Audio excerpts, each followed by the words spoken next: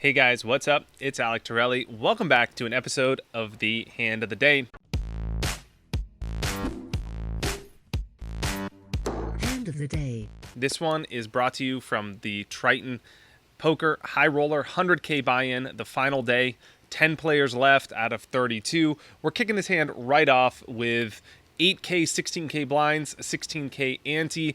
Kurganov with the big stack under the gun, but we're only playing six-handed. So he is under the gun, but we are very short. And he finds himself with the Queen-Jack offsuit. I think this is a standard open. He has a very deep stack here. He's one of the big stacks at the table. But six-handed with antes, you got to be opening a little bit wider here. So I like his open with Queen-Jack off. Opts to go 32,000. Folded around to Heath on the button with about 35 big blinds and King-Queen offsuit. Now, this is a hand that I think you're typically going to want to play as a call. It's a little bit too strong to re-raise because if you get jammed on, that really sucks. And a lot of the hands that you dominate might fold, whereas if you just call, you keep some of those worse hands in the pot, hands like Queen-Jack. And so I think this is a great hand to play as a call. It's also too strong to fold here. You're six-handed, you're on the button, so it is a great hand to play post-flop as a call. Heath opts to call, which I love, especially given his stack size, over to Katz in the big blind, who is closing the action with the King 3 of clubs. Very standard call here. You're going to want to be defending very wide in the big blind when you're getting a great price, when you're closing the action. This makes a lot of sense. You should be calling here. King 3 plays fine post-flop, and we go three ways to the flop. Before we jump into the rest of the video, if you guys are new to the Conscious Poker, this is the best place to take your game to the next level. With new hand reviews that we put out on a weekly basis, as well as an Ask Alec show where I take your questions and answer them here in short videos. This is an awesome place to get better at poker. Be sure to hit that subscribe button and turn on notifications so you never miss another video and you can take your game to that next level. All right, continuing on with this hand here with a pot of 112,000. Katz checks in the big blind. Very standard here. You're going to be checking almost always here out of position on this board. And over to Kurganov, who I think has a very clear bet. You have a vulnerable top pair. There's a straight draw out there. There's a flush draw out there. You're going to want to bet to protect your hand and get some value. He opts to go for 38,000, which is about a third of the pot. And I typically like these smaller bet sizes, but I might go a little bit bigger in this spot. And here's why.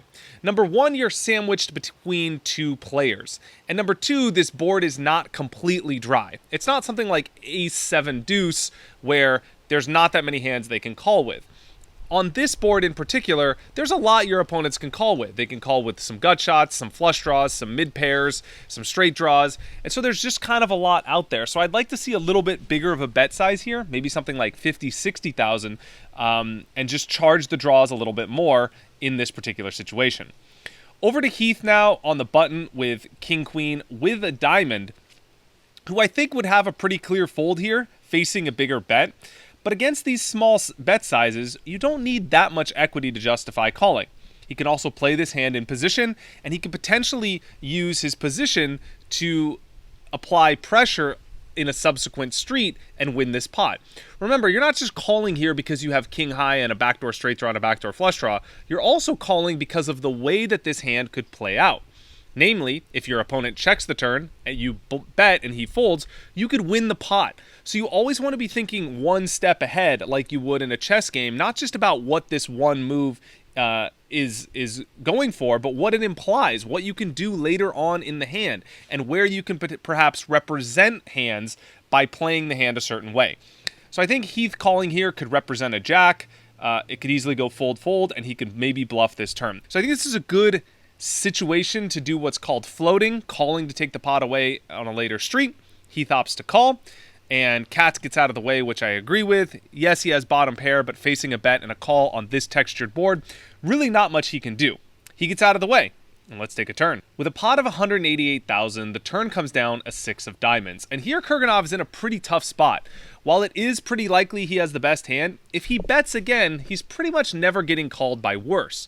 If, for example, Heath had some weak 8 on the button, it's definitely going to be suited for him to call preflop. So a hand like 8-9 or maybe pocket 9s is probably not going to call this turn a second time. So when Kurganov bets here, while he does get some protection against floats like the one Heath had, or maybe a hand like pocket nines with a diamond, he doesn't really get called by worse that often. So it is sort of risky for him to bet this turn into a potentially strong range from Heath, who could still have something like a flush, right? He called this flop. He could definitely have some diamonds in his range. When you combine that with the fact that he's really not that likely to put money in the pot with a worse hand, you're kind of condensing his range by betting to better jacks and flushes and two pairs and sets. I kind of like a check here from Kurganov. That said, this does make the hand a lot harder to play, because over to Heath here, who has king-queen, he's definitely going to bet with his floats, whereas if you bet as Kurganov, these floats are going to fold. So I like checking, but it does make this hand very, very tricky. Over to Heath, who has a very, very clear bet. This is a perfect card for him. He can represent a flush. He has a flush blocker in his hand, making it less likely his opponent has a flush. And he also has no showdown value. I mean, he doesn't have the worst hand he can have. He can have some maybe queen tens and 10 nines. But this is definitely nearing what's called the bottom of his range, meaning one of the worst hands that he can have, and he has to bet here. Even if it's just to get his opponent to fold ace high, or his opponent to fold an 8 or pocket 7s, those hands are all going to be in a tough spot facing a bet here, because Heath can definitely rep a flush. He can also rep a big jack or a set or two pair, maybe two pair, maybe jack 8 suited, but definitely could represent a set with a bet here as well. I love Heath's decision to bet big here. You don't want to bet something like 50,000 and put out a feeler bet and make it easy for your opponent to call with maybe ace high with a diamond or pocket tens with a diamond or a weak jack. You want to bet big and make those hands fold and put Kurganov's range in a very tough spot. A big bet accomplishes that, and I think one of the themes in this video is bet sizing, because it's so important, right? You can make the same play, you can read the situation the same, but a small bet versus a big bet would make the same situation be what I think is not a good play versus what I think is a great play. So I love his decision to bet big here. It also sets this hand up for a potential river jam, which further puts Kurganov in a very tough spot. Over to Kurganov now, who I think has to call here. I mean, there are some hands he's going to let go on the turn. Maybe he's folding like 8-7 with no diamond. Maybe he's folding some ace highs, whatever. But he has a pretty good hand. He can still technically beat some of the hands that Heath is betting. Maybe Heath's betting like a jack 10. Probably not, but maybe he's betting some like 8s for protection. Again, probably not with this sizing. This sizing from Heath is very polar, meaning he's likely to have a bluff or two pair or a set or a flush. But still, queen jack, you're still too high up in your range to fold. That said, you know you're probably going to face an all-in bet on the river. So it's a really tough spot. I think on the turn, you kind of want to make a decision about how you think this hand's going to play. Here's the difference between, average good players and great or excellent players. If you're against an average player, they might bet this turn and be like, oh, he called, I don't want to risk it, I'm going to give up on the river. But against a great player, if he's going for it on this turn, you know he's going to go for it on this river. So when you have queen jack here, you're kind of at that divide in the road, and you have to think about what is likely to happen, not just on this street, but also on the next street. Kurganov calls. Let's take a river. On a 7 of clubs, complete blank, Kurganov has a very clear check. He only has a bluff catcher here. He doesn't beat any of the hands that Heath's going to value bet. He's just praying this hand goes to showdown. But he's probably not going to let that happen here, because with king high, no showdown value, and a blocker, he kind of has no choice. I mean, if you're going to float the flop, bluff the turn, get to the river with king high, what are you going to do? Just check and give up? No, you're playing 100K, you're battling with the best of them, you're going to put them to tough decisions, and part of that means following through on plans that you start. So I think this play wouldn't be effective unless Heath was going to go for the multiple street bluff. Betting the turn is not enough. You make it too easy for your opponent to just check call one street and hope to win at showdown. So I love Heath's decision to bet here, and I think if you do bet this river, you have to go all in. You want to apply max pressure no matter what you have. Remember, Heath is only representing a set, maybe two pair, but probably not, a flush, or a bluff. And that range always wants to jam. If he has a flush or a set, he wants to get max value. And if he has a bluff, he wants his opponent to fold. So it makes a lot of sense here to jam. Again, bet sizing being a key theme in this video. You definitely don't want to bet something like a third of the pot here, and then Kurganov is just like, well, I'm getting 4-1, I'm going to just call, and it's too easy for him to pick off a bluff. So you can see here how the importance of bet sizing really does help improve your game.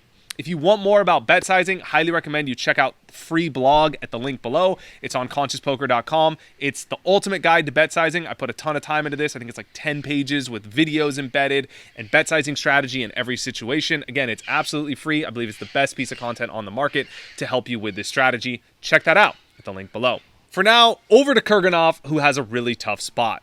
So there's kind of two ways to analyze this. One is from an exploitative standpoint.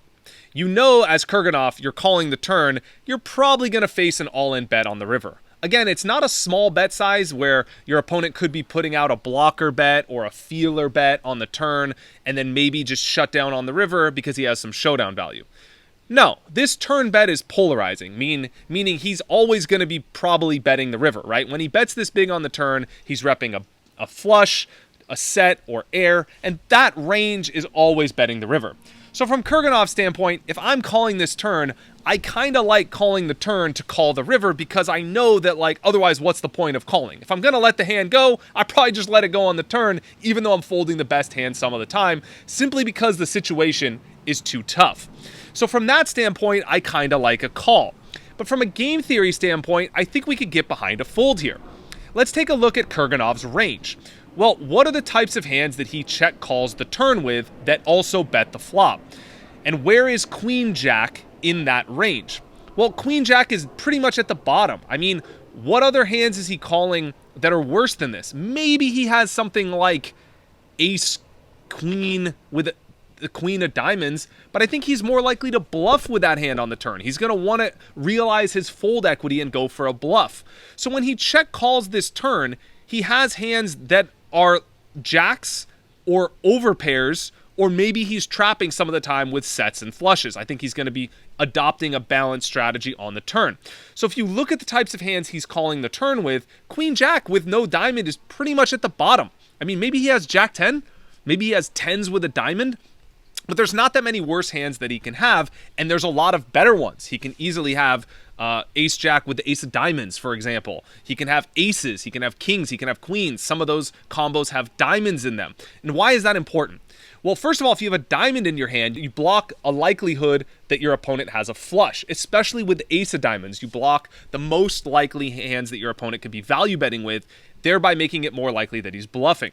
Second, you want to take a look at your range to figure out how you should proceed in these spots. And you typically call with the top of your range and fold the middle and the bottom when facing a huge bet like this. So because you're at the bottom of your range, the way to sort of automatically navigate these spots using game theory is just to fold out the worst hands you can have and call with the better ones. So because he's at the bottom of his range here, this is going to be played as a fold from a game theory standpoint.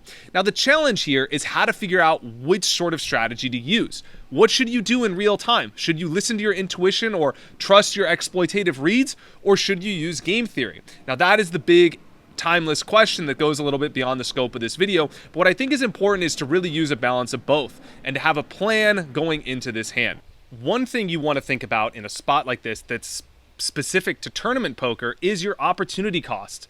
Sure, you could maybe call here and be ahead, but where else can you use these 450,000 chips? You're close to the money. If you fold, you still have a lot of chips left and you could preserve them and wait for a better spot. So I think that might be the tipping point for me in this particular situation, is that I'm not playing a cash game and I only have a finite amount of chips, and they are very, very precious.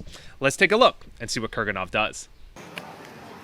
Stone Cold Bluff from Ben Heath, and it gets the job done.